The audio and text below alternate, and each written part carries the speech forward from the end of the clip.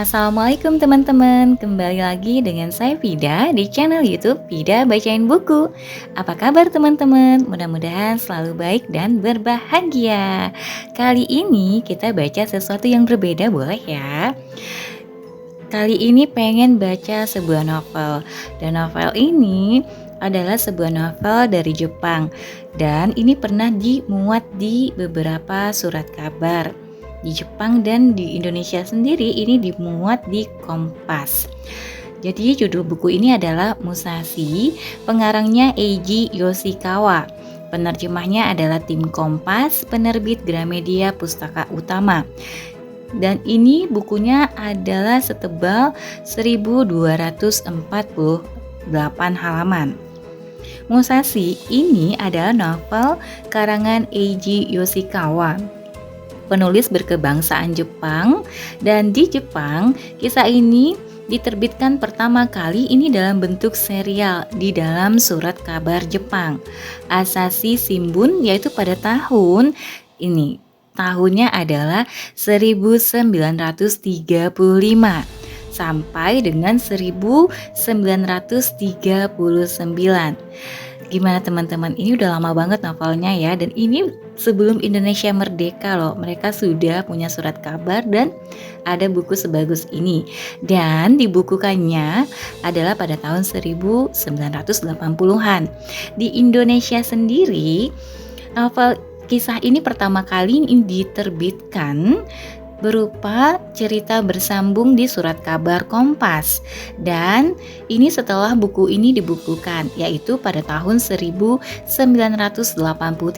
sampai dengan 1984, dan dilanjutkan dengan bentuk jilid buku saku pada sekitar tahun 1990-an, sekitar 26.000 halaman. Terjemahannya ini bukan berasal dari kisah asli bahasa Jepang, melainkan dari bahasa Inggris yang lebih ringkas. Dan pada tahun 2002, Gramedia Pustaka Utama menerbitkan kembali buku ini dalam bentuk satu buku lengkap setebal 1247 halaman. Dulu pas zaman kuliah nih punya temen yang bawa-bawa buku ini tapi belum sempat baca waktu itu. Nah terus kemudian sebentar, tanpa berlama-lama lagi, mari kita mulai membaca bukunya. Bismillahirrahmanirrahim. Musashi oleh Eiji Yoshikawa. Buku 1. Tanah. Giring-giring kecil. Takezo terbaring di antara mayat-mayat itu, ribuan jumlahnya. Dunia sudah gila, pikirnya samar. Manusia seperti daun kering yang hanyut ditiup angin musim gugur. Ia sendiri seperti satu di antara tubuh-tubuh tak bernyawa yang berserakan di sekitarnya. Ia mencoba mengangkat kepala, tapi hanya dapat mengangkatnya beberapa inci dari tanah. Ia tak ingat apakah pernah merasa begitu lemah. Sudah berapa lama aku di sini? Ia bertanya-tanya. Lalat-lalat mendengung di sekitar kepalanya. Ia ingin mengusirnya, tapi mengerahkan tangan untuk mengangkat tangan pun ia tak sanggup. Tangan itu kaku, hampir rapuh, seperti halnya bagian tubuh yang lain. Tentunya sudah beberapa lama tadi aku pingsan, pikirnya sambil menggerak-gerakkan jemarinya satu demi satu. Ia belum begitu sadar bahwa dirinya sudah terluka. 2 peluru bersarang erat di dalam pahanya. Awan gelap mengerikan berlayar rendah di langit. Malam sebelumnya, kira-kira antara tengah malam dan fajar, hujan deras mengguyur daratan Sekigahara. Sekarang ini lewat tengah hari, tanggal 15 bulan 9 tahun 1600. Sekalipun topan telah berlalu, sekali-kali siraman hujan segar masih menimpa mayat-mayat itu, termasuk wajah Takezo yang tengadah. Tiap kali hujan menyirami, ia membuka dan menutup mulutnya seperti ikan, mencoba mereguk titik-titik air itu, seperti air yang dipakai mengusap bibir orang sekarat. Kenangnya sambil melahap setiap titik air yang datang. Kepalanya sudah hilang rasa, sedangkan pikirannya seperti bayang-bayang igawan yang melintas. Pihaknya telah kalah, ia tahu betul itu. Kobayakawa Hideaki yang kiranya sekutu ternyata diam-diam telah bergabung dengan tentara timur ketika ia menyerang pasukan Ishida Mitsunari pada senja hari. Jalan pertempuran pun berubah. Ia kemudian menyerang tentara panglima-panglima yang lain, Ukita, Shimazu, dan Konishi. Maka sempurnalah keruntuhan tentara barat. Hanya dalam setengah hari pertempuran sudah dapat dipastikan siapa yang sejak itu akan memerintah negeri. Dialah Tokugawa Ieyasu, daimyo Edo yang perkasa. Bayangan kakak perempuannya dan penduduk desa yang sudah tua-tua mengambang di depan matanya. Aku akan mati, pikirnya tanpa rona sedih. Jadi beginikah rasanya? Dan ia pun merasa tertarik ke arah kedamaian maut seperti anak-anak yang terpesona oleh nyala api. Tiba-tiba salah satu mayat yang dekat dengannya mengangkat kepala. Takezo! Bayang-bayang dalam kepala Takezo menghilang, seolah terbangun dari mati. Ia pun menoleh ke arah suara itu. Ia yakin itu suara teman karibnya. Dengan segenap kekuatan, ia mengangkat tubuhnya sedikit dan ia paksakan keluar suara bisikan yang hampir tidak terdengar itu, karena kalah oleh titik-titik hujan. Matahachi, kaukah itu?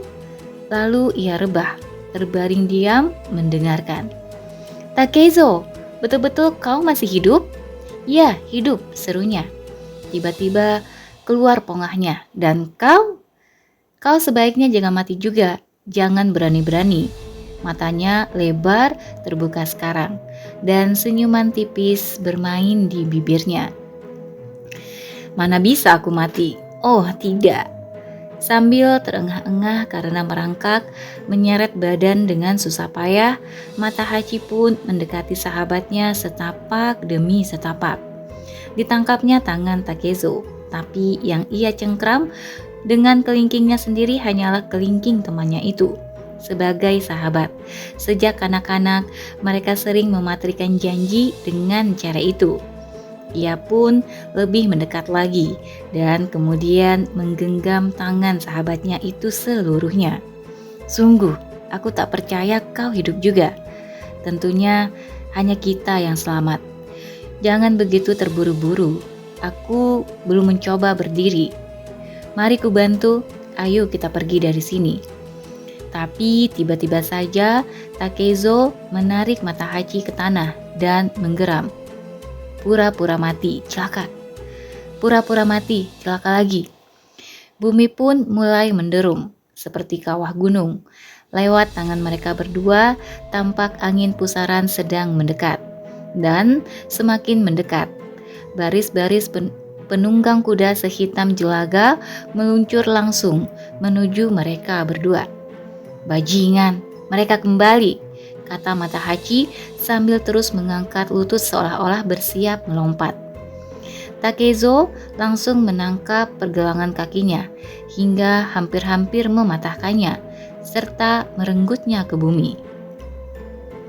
Dalam sekejap mata, para penunggang kuda sudah terbang melewati mereka. Beratus-ratus kaki kuda yang berlumpur dan menyimpan maut mencongklang dalam formasi, menyepelekan para samurai yang sudah tewas, sambil mendengarkan pekikan-pekikan perang, dan dengan zirah serta senjata berdentingan, para penunggang kuda itu melaju terus. Matahachi berbaring menelungkup dengan mata terpejam, dengan harapan kosong semoga mereka tidak terinjak-injak. sedangkan Takezo menatap tanpa berkedip ke langit. Kuda-kuda itu begitu dekat dengan mereka hingga mereka dapat mencium bau keringatnya. Kemudian semuanya berlalu. Secara ajaib, mereka tidak terluka dan tidak dikenali. Dan untuk beberapa menit lamanya, keduanya tinggal diam tak percaya. "Selamat lagi," kata Takezo sambil mengulurkan tangan kepada Matahachi. Masih merangkum bumi. Pelan-pelan Matahachi memutar kepala, memperlihatkan seringai lebar yang sedikit bergetar. "Ada yang berpijak pada kita, itu pasti," katanya parau. Kedua sahabat itu saling bantu berdiri dengan susah payah. Pelan-pelan mereka melintasi medan pertempuran, menuju tempat aman di bukit-bukit berhutan, terpincang-pincang dan berangkulan. Di sana mereka rebah, dan sesudah beristirahat sebentar, mulailah mereka mencari-cari makanan. 2 hari mereka hidup dari buah berangan liar, dan daun-daunan yang dapat dimakan di dalam lubang-lubang basah di Gunung Ibuki. Makanan itulah yang membuat mereka tidak mati kelaparan, tapi perut Takezo jadi sakit dan usus Matahachi tersiksa. Tak ada makanan yang dapat mengenyangkannya, tak ada minuman yang dapat menghilangkan dahaganya. Tapi ia merasa kekuatannya pulih kembali sedikit demi sedikit. Badai tanggal 15 itu menandai akhir topan musim gugur. Kini hanya 2 malam sesudahnya, bulan yang putih dingin sudah memandang muram ke bawah dari langit yang tak berawan. Mereka berdua mengerti betapa berbahayanya berada di jalan dalam cahaya bulan terang. Bayangan mereka akan tampak seperti bayangan sasaran yang dapat dengan jelas dilihat oleh patroli yang sedang mencari orang-orang yang berkeliaran. Keputusan untuk mengambil risiko itu datang dari Takezo. Melihat keadaan Matahachi yang begitu jelek, katanya lebih baik tertangkap daripada terus mencoba berjalan. Agaknya memang tidak banyak pilihan lain. Mereka harus berjalan terus, tapi jelas pula bahwa mereka harus menemukan tempat untuk menyembunyikan diri dan beristirahat. Maka perlahan-lahan mereka pun berjalan menuju tempat yang menurut mereka adalah arah kecil Tarui. "Bisakah kau bertahan?" tanya Takezo berulang-ulang. Dilingkarkannya tangan temannya itu ke bahunya sendiri untuk membantunya berjalan. "Kau baik-baik saja kan?" Napas berat temannya itulah yang mengkhawatirkannya. "Mau beristirahat?" "Aku baik-baik saja." Matahachi mencoba kedengaran berani, tapi wajahnya lebih pucat daripada bulan di atas mereka. Bahkan dengan lembing yang digunakannya sebagai tongkat pun hampir tidak dapat melangkahkan kaki. Beberapa kali ia meminta maaf merendah-rendah. "Maaf Takezo, aku tahu, akulah yang melambatkan jalan kita. Betul-betul aku minta maaf." Beberapa kali pula Takezo hanya menjawab dengan kata-kata, "Lupakan itu." Tapi akhirnya ketika mereka sudah berhenti untuk beristirahat, ia pun menoleh kepada temannya dan cetusnya. "Coba dengar, akulah yang mestinya minta maaf. Pertama-tama, akulah yang menjerumuskanmu ke sini. Ingat tidak? Kau ingat bagaimana aku menyampaikan rencanaku padamu? Bahwa akhirnya aku akan melakukan sesuatu yang bakal betul-betul mengesankan ayahku. Aku sungguh tak bisa menerima kenyataan bahwa sampai meninggalnya ayah tetap yakin aku tak akan pernah mencapai sesuatu. Aku ingin perlihatkan padanya." Ayah Takezo, Munisai, dulu mengabdi pada yang di pertuan Simen dari Iga.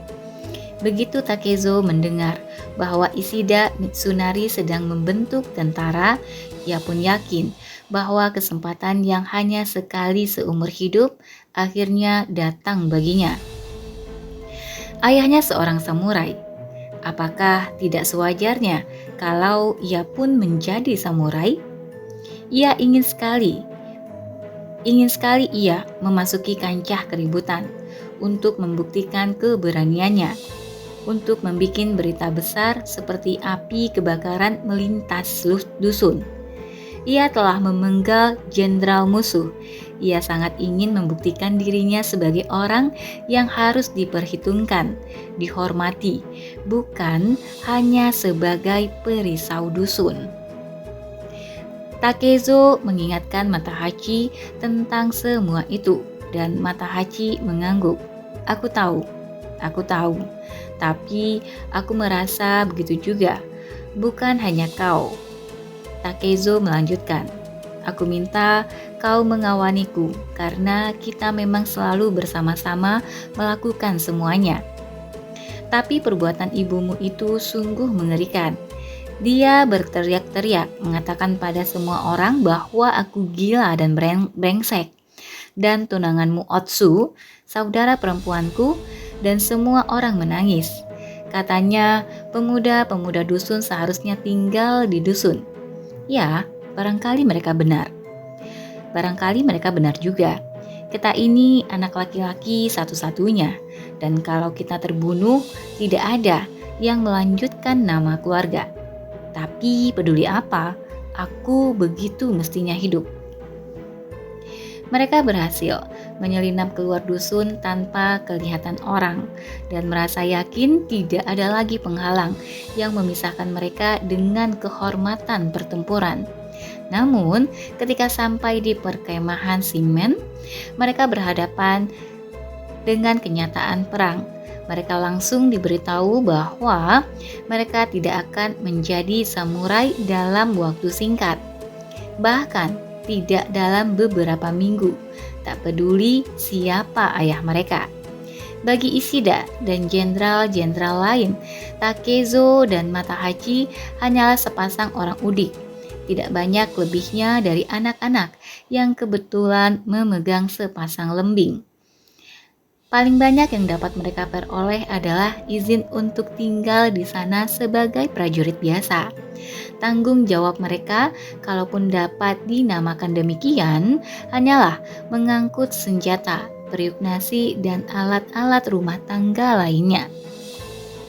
Memotong rumput, mempengaruhi geng-geng jalanan, dan sesekali bertugas sebagai pandu. Samurai? Hah? Kata Takezo. Lelucon macam apa pula kepada jenderal? Mereka mendekati samurai musuh saja tidak, apalagi jenderal. Tapi setidak-tidaknya semua itu sudah lewat. Sekarang apa yang mau kita lakukan? Aku tidak bisa meninggalkanmu di sini sendirian. Kalau itu kulakukan, bagaimana aku akan menghadapi ibumu dan Otsu? Takezo, aku tidak menyalahkanmu karena kita celaka. Bukan salahmu kita kalah. Kalaupun ada yang mesti disalahkan, Kobayakawa lah orangnya. Kobayakawa yang bermuka dua itu, betul-betul aku ingin menangkapnya. Akan kubunuh bangsat itu. Beberapa jam kemudian, mereka sudah berdiri di tepi dataran kecil, menyaksikan lautan miskanthus yang serupa buluh. Sudah berantakan dan patah-patah terkena badai. Tak ada rumah, tak ada cahaya. Di sini pun banyak mayat, bergelimpangan seperti waktu jatuhnya. Kepala salah satu mayat itu tergeletak dalam rumput tinggi. Ada juga yang menengadah di sungai kecil, lainnya lagi tersangkut dengan anehnya pada seekor kuda mati. Hujan telah membasuh darah, dan dalam sinar bulan daging mati itu tampak seperti sisik ikan. Di sekitar semua itu, yang terdengar hanyalah litani giring-giring dan jangkrik musim gugur yang sepi. Aliran air mata membentuk jalur putih, menuruni wajah suram Matahachi, dan ia memperdengarkan keluhan seorang yang sakit parah. Takezo, kalau aku mati, maukah kau mengurus Otsu? Apa yang kau omongkan ini? Aku merasa seperti mau mati. Takezo membentaknya. Nah, kalau memang itu yang kau rasakan, barangkali kau memang akan mati. Ia jengkel, karena sesungguhnya ia ingin temannya itu lebih kuat, hingga ia sendiri dapat menyandarkan diri kepadanya berkali-kali. Bukan secara fisik, melainkan sebagai pendorong. Ayolah Matahachi, jangan seperti bayi cengeng begitu. Kalau ibuku kalau ibuku pasti ada yang mengurus, tapi Otsu, dia sendirian di dunia ini. Selamanya begitu. Kasihan aku padanya. Takezo, berjanjilah kau akan mengurusnya kalau aku tidak ada. Kau mesti percaya pada diri sendiri. Tak ada orang mati karena mencret. Cepat atau lambat kita akan menemukan rumah. Dan kalau kita sudah menemukan rumah itu, kutidurkan kau dan kudapatkan obat. Sekarang hentikan rengekkan tentang mati itu. Lebih jauh lagi, sampailah mereka di tempat bertumpuknya tubuh-tubuh tanpa nyawa. Hingga kelihatan seolah satu divisi penuh telah disapu habis. Waktu itu sudah hilang. Perasaan mereka melihat darah kental. Mata mereka berkaca-kaca menangkap pemandangan itu dengan sikap masa bodoh yang dingin. Mereka berhenti lagi beristirahat. Selagi mereka mengatur napas, terdengar ada yang bergerak di antara mayat-mayat itu. Keduanya undur ketakutan dan secara naluriah merundukkan badan dengan mata terbuka lebar dan perasaan diwaspadakan. Sosok tubuh itu membuat gerakan melejit cepat, seperti gerakan seekor kelinci yang terkejut. Dan ketika mata mereka sudah terpusat ke arahnya, terlihat oleh mereka orang yang entah siapa itu sedang berjongkok rendah. Semula mereka menduga ia seorang samurai yang tersesat. Karena itu mereka menabahkan diri untuk menghadapi pertemuan yang berbahaya. Tapi alangkah kaget mereka. Karena ternyata prajurit dahsyat itu hanyalah seorang gadis muda. Gadis itu agaknya berumur sekitar 13 atau 14 tahun, mengenakan kimono dengan lengan digulung. Obi sempit yang membelit pinggangnya sudah bertambal-tambal di beberapa tempat.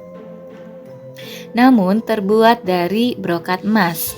Di tengah himpunan mayat itu, ia betul-betul merupakan pemandangan yang ganjil. Ia melayangkan pandangan dan menatap mereka dengan penuh kecurigaan, dengan mata kucing yang licik. Takezo dan Matahachi heran akan hal yang sama. Apa yang menyebabkan gadis itu datang di malam buta itu? Sekejap keduanya hanya balas memandang gadis itu. Kemudian Takezo berkata, "Siapa kau?"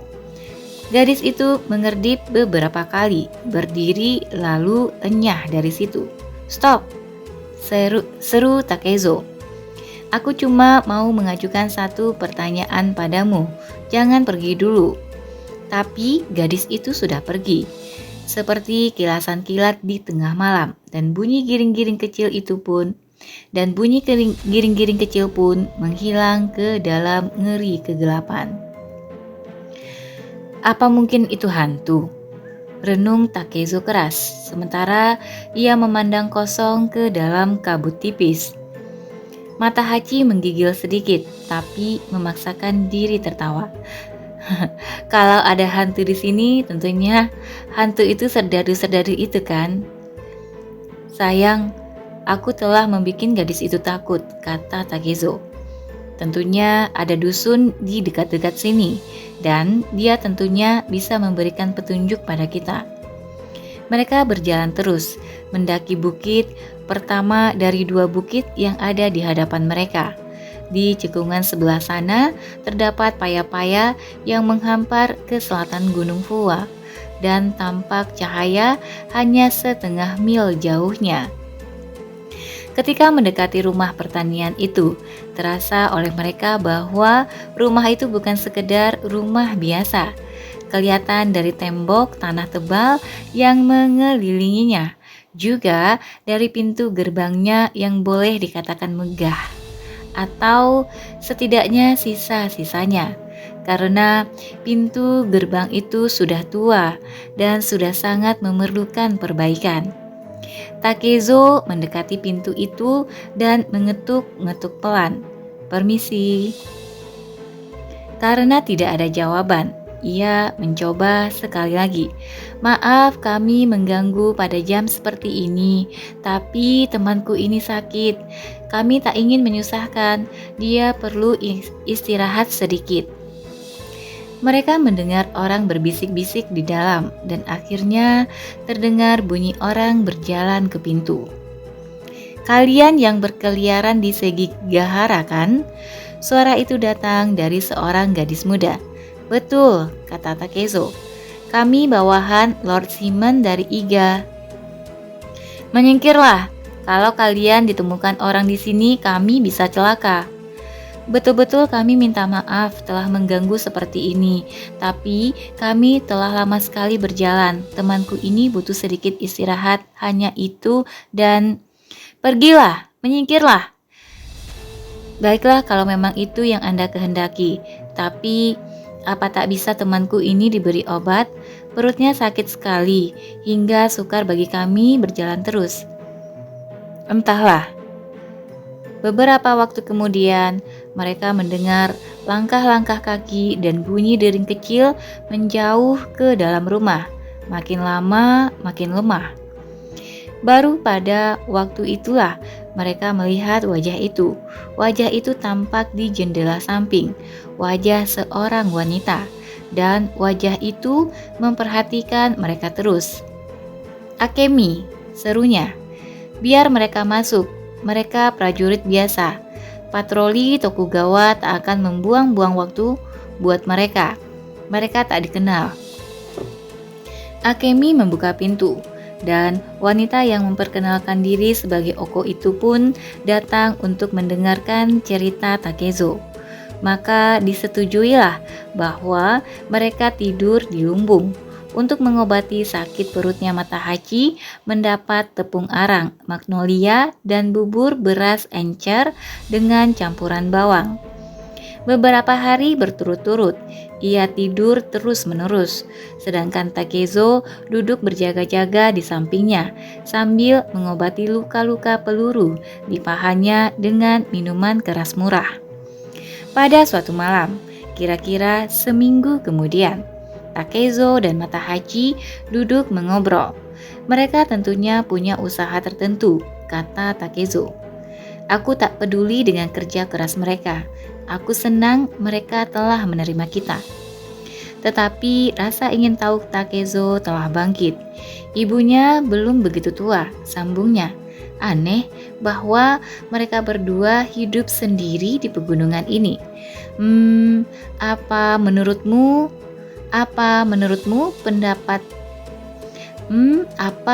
pendapatmu gadis itu agak mirip Otsu?" "Memang ada sesuatu padanya yang membuat aku ingat Otsu, tapi kukira mereka tidak betul-betul serupa. Keduanya manis, titik. Menurut pendapatku, apa yang sedang dia lakukan waktu pertama kali kita melihatnya itu? Merangkak-rangkak di antara mayat-mayat itu di tengah malam, dan kelihatannya pekerjaan itu tidak mengganggunya sama sekali. Masih terbayang olehku hal itu. Wajahnya tenang dan tentram, seperti boneka buatan Kyoto. Sungguh gambaran yang luar biasa." Matahachi memberi isyarat pada Takezo untuk diam.